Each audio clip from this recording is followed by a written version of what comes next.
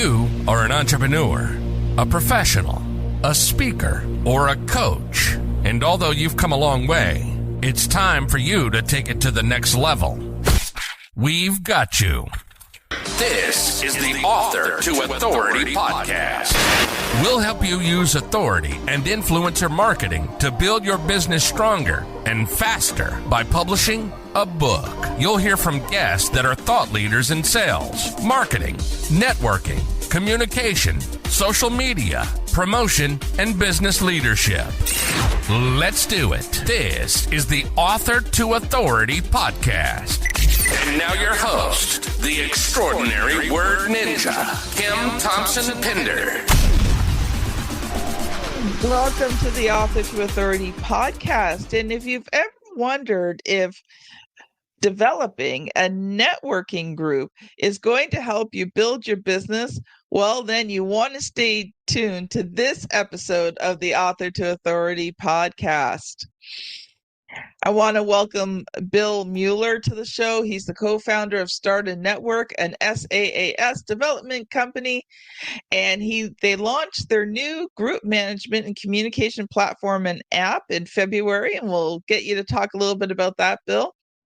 Bill believes that their product will revolutionize. Oh, it's one of those days.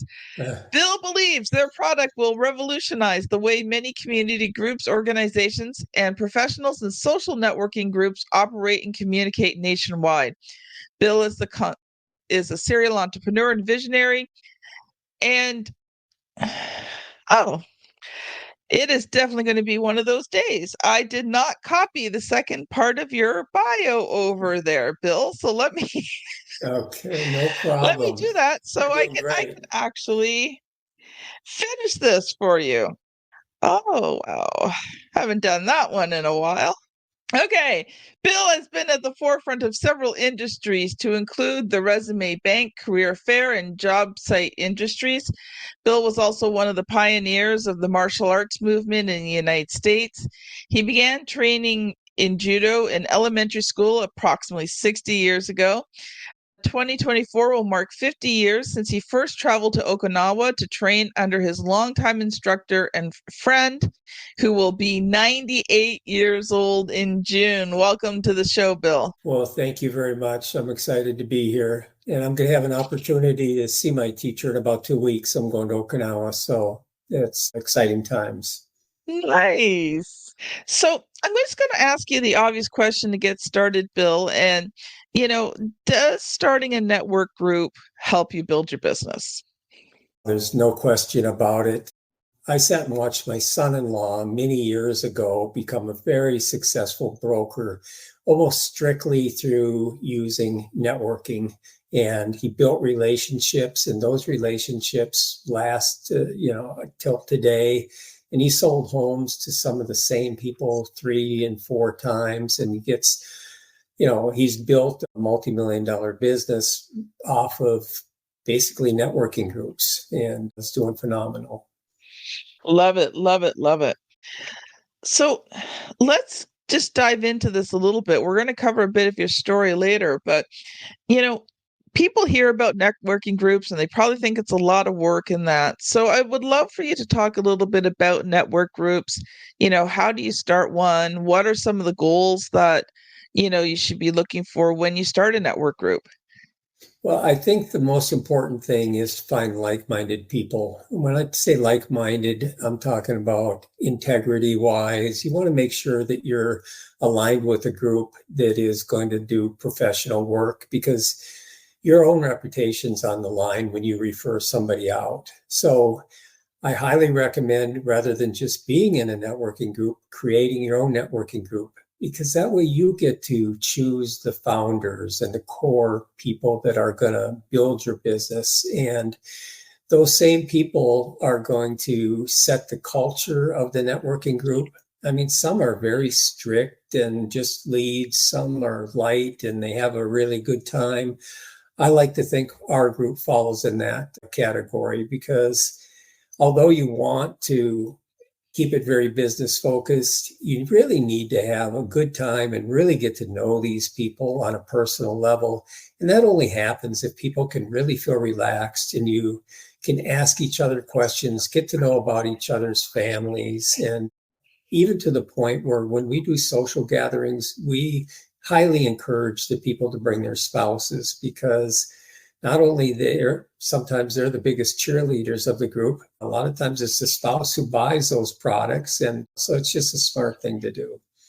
I love it. I love it. So, how do you go about starting a network group? What would be some things that, let's say I decided I wanted to start a group of professionals and speakers and consultants. How would I do that? Well, there's a lot of ways. I just happen to have written an ebook on that, and anyone can go to startanetwork.com and download that for free. So it talks about the three main styles of networking groups. So depending on whether or not you want to be a for-profit group, you could have different membership levels and different benefits that go with each level. Some people choose to have it a free group. I like industry-specific groups because then you're not competing against people from your own industry. And that way, people go out of their way to, endorse you. You get to know them on a personal level, and you get to be their primary person. If they need a roofer, I'm going to send them to the roofer in our group more than likely. I do have to know with 100% certainty that they're going to be treated ethically and professionally. And the only way to really get to know that is to get to know them personally. Yeah. Yeah, I agree. One thing I was thinking about is, how do you decide whether you're going to do it in person or online? Because nowadays there's both. Especially since COVID, you've gotten a lot of online networking groups. I think there's something pretty special about actually pounding flesh and shaking hands and giving hugs. So even if they're doing it online, unless it's a national group, I highly recommend that they sometimes make time to have personal interaction, because it's just not the same. I mean, let's face it, if we were raising our kids and we were doing it just by video, probably wouldn't turn out so well. They need that hug. They need to know that they're special. People are no different. They want to know that you care. And that's the most important thing, is getting to know them on a personal level, showing them you care by helping them grow their business and asking them questions rather than just, bloviating at them. So Bill, love it. So we're going to just stop for a quick ad break. Audience, RTI Publishing, we've got some resources for you, and I'm going to take a few seconds to share one of the quick ones with you. We will be right back. Writing and publishing a book that converts readers into client and scales your business is hard, but it doesn't have to be. Get my free checklist at bit.ly/create and scale that will show you what you need to do to have your book become a well-converting lead generating tool. Welcome back. Bill, I would love to just talk about your story for a few minutes. So I would love for you to just take some time and, share about your life and share about, how did you become the co-founder of Start a Network? It's really, I think, a fairly interesting story. I've always been a serial entrepreneur. I knew I wanted to be self-employed when I was a kid. I thought that was going to be in the martial arts for my whole life, although I still train that. My mind's always ticking. If there's one thing I am, it's an innovator, and been at the forefront of, like you mentioned in my bio, many industries. I was probably the first one in America that had online searchable database for resumes. I had a chain of resumes services, and I made those resumes available for a fee to employers with the permission of the people we wrote the resumes for. And that brought me into the career fair field. There was only a handful of companies. We had one of the largest ones, American Career Fairs. My attention span's kind of short, though. I've always got another idea there. And I got into networking, and I just loved it because I am a people person.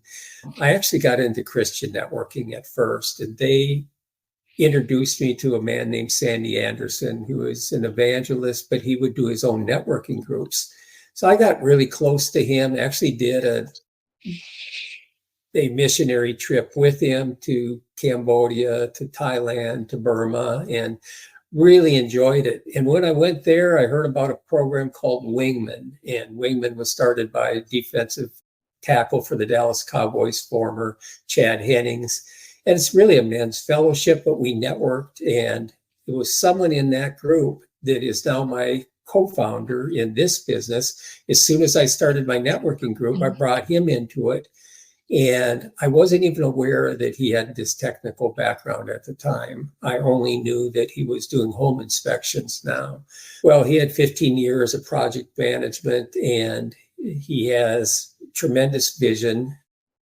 And so networking has really been kind of the main good share of my life. Outside of my family, I've got 4 wonderful kids, a wife of 40 some years, and a dozen grandkids. But outside of that, my personal contacts have almost the majority of them outside of my martial arts have come through networking, and they've become close friends. And to the point where, like I say, my business partner now came from the very networking group that I started, and I couldn't have found a better partner to do this with. I didn't have background in the tech industry, but I have a lot of marketing background and sales background and knowing how to get products out there. He has the technical background. So what really this formed out of the pains that I had in my own networking group, things that I wanted. I wanted to merge social media and networking because they're both so prevalent today. So I thought that merging it virtually, merging it through social media. In other words, it's one thing to be at a networking group and say, hey, Chad did my roof last week. He did a great job. I want to thank him in front of the group, and there's accolades with 20 people. Now those 20 people get on social media and post the same thing. It has the opportunity to touch thousands of people with a real story. So the merging of the two, so we've got communications apps that makes it really easy to send out information from your group, to communicate with your group. We actually have an activity feed within our program. So that's really like kind of like a social feed on Facebook or whatever, only it's group specific. So you could have several groups you're a part of, just push a button and you're in another group with a different activity feed, different people in there that you work with. So the whole goal was to make life simpler for the network owner and more productive for the members that are in the group. Interesting. I like that. So tell me, how did you find your friend, your longtime instructor? Well, that's funny because I took martial arts. I started as a young kid in Minnesota, and then when I started in karate after being in judo, I met a serviceman that was teaching at the downtown St. Paul YMCA, and I started training with him. And he had only spent a couple years in Okinawa, but I was really excited about what I was learning.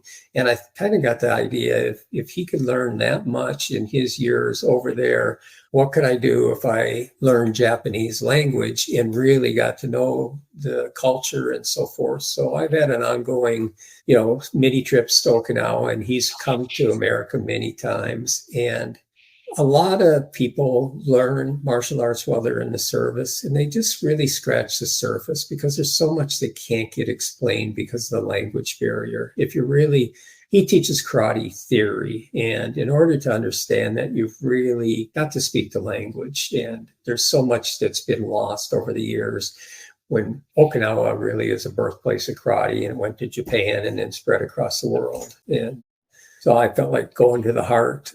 And I was just a kid out of high school, 18. I showed up at his doorstep unexpectedly, and I was kind of afraid he was going to send me home because I was like, what am I going to do with this kid? He just shows up at my doorstep, doesn't speak Japanese. And so it was an interesting story. But I think it gave me a love for people. It gave me a love for cultures and different cultures. And I think that's all, really become a part of who I am.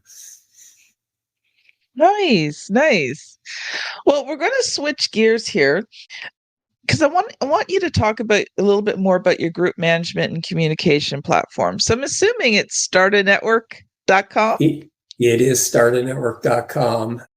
We thought long and hard about that right now if we did it, because it's merged from just being a communications app for networking groups. It's merged into a communications app that could work for really almost any size association, group, club, and eventually, hopefully, chambers of commerce and other places that want to communicate amongst themselves like that. It's really, again, birth. They say this, what's the saying? Necessity is the mother of invention. Well, that's really what happened. I had necessities. I had certain needs that I wanted to see happen for the good of my group and the good of the people that are in there, because I really felt like if we can do some other things here, they can benefit greatly by it. And that's what we've done, is we've looked at every avenue of the professional networking group first and said, how can we communicate better? We meet weekly. Some places meet monthly or even quarterly. And if you meet monthly, you miss one time, it's 2 months before you see that person again. And we've got a close-knit group. And I ran that by them. Do you even want to do this semi-monthly? And they said, no, we love getting together and seeing each other. So that's really what you want to form, is a genuine group that really cares about each other. And so we looked at other things. What's going to help us connect between every Thursday when we have our meetings, Thursday mornings? And that's where the communication app came. And then we also have a profile for each of our members that can be picked up by, your browsers and Google searches and so forth. So they also get an opportunity to market themselves on there.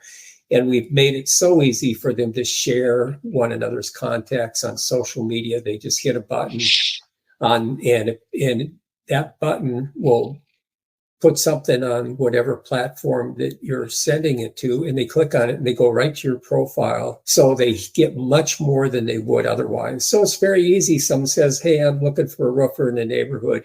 I click the profile, click it on there, and basically they click on it and they go right to the person's profile. So they find out much more than their contact information. They find out some of their achievements, what makes them unique in the industry. And we also have one other thing that I think is kind of neat. We do spotlight articles, and everybody can write them, and it will help bring social media to them. It's written through AI to start out, and then they perfect it. But what it does is it'll actually question them. It'll ask you what you're trying to do. It'll question you, well, what do you do here? And before you know it, zip, you've got an article there. I highly recommend everyone goes in there and personalize that article. But it gives you a really good start for people that have a hard time just getting started. We don't want to just throw out content out there. We want it to be personalized. Awesome. Well, Bill, I'm going to ask you the question that I ask every person who's not an author who comes on the show. Are you ready? Yes. So, if you were to write a book to build your business, what would you write about? I think that I would write about the importance of networking, especially for people that are in a managerial capacity.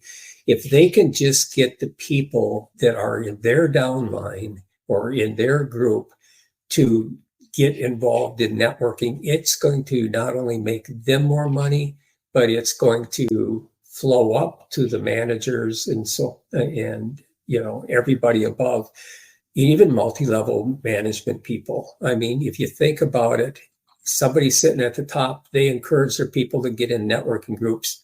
They got, whether it's Mary Kay, and they're selling a bunch more products, and not only to the group, but the group is referring them to people.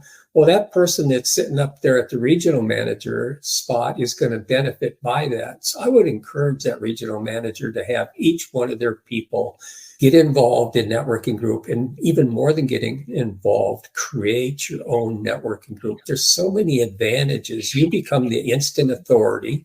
You become the one that they go to for information about upcoming events. You get to pick the culture. You get to pick the location. You get to pick the times. You get to pick, let's say, I use the example of realtors. I mean, I think they can benefit by making a network almost more than anyone. Realtors can't get raises, really. They're stuck at a percentage usually. So the way they can get a raise is sell higher priced homes. Well, choose to put your network in a more affluent area. Another way they can do it is selling more homes. Well, this is going to help them accomplish that as well. So again, there's only 2-3 different ways they can get, a raise. So they need to give it to themselves, and they need to do the things that's necessary to make them excel. And I think networking is probably the number one thing that they can do and not pay for leads. Thank you, Bill. Well, we have time for you to give us one final thought. And then if people have enjoyed this conversation, how can they connect with you? Well, the easiest way is to go to startanetwork.com. They can also email me at bill@startanetwork.com. And probably the one thing that I would tell them is that you can do one group, you can do 3 groups, you could do as many as you want. There's almost unlimited ways that you could use our app to build different businesses.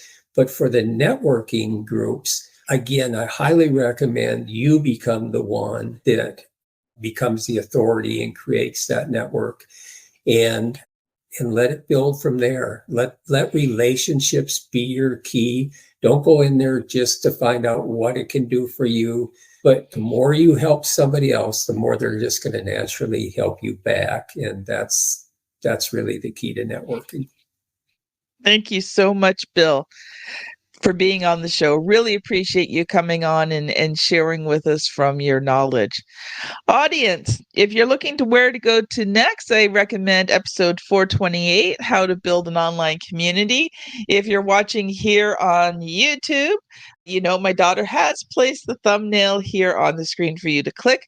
If you're on your podcast app, you are going to be scanning back, quite a bit, probably about 80 episodes probably, but I promise you it's another great episode on community building and how to do it in a way that will build your business.